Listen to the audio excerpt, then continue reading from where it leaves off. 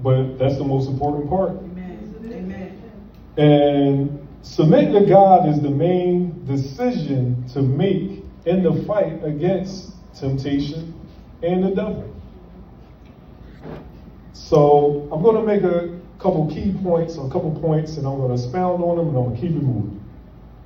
But the first point, or the first reason, should I say, to submit to God is that, for one, He loves us.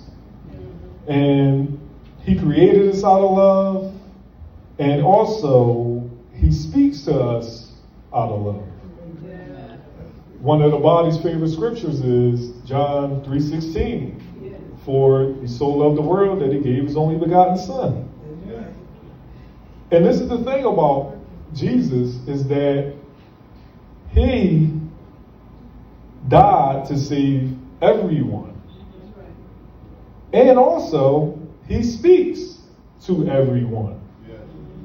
Now, of course, we know that everybody don't always listen or even hear.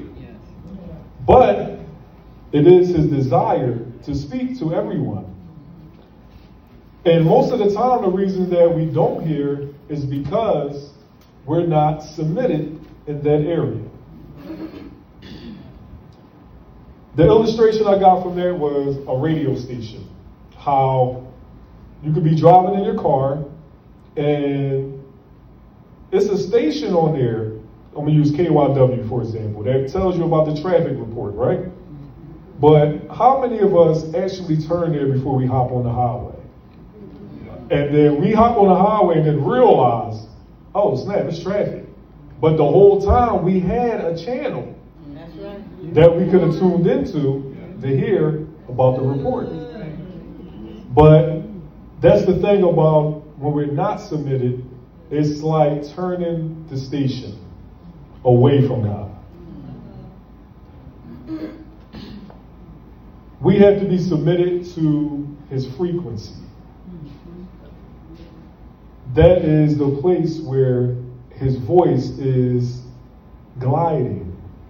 And what we have to do is submit in order for that voice to be heard clearer. Another thing about His love is that He's always fighting for us. I just had to kill a caterpillar. Add a minute for that.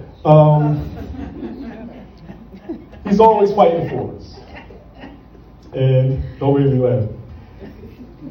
And this is the part about this fight, is that He fights for everybody. Yes.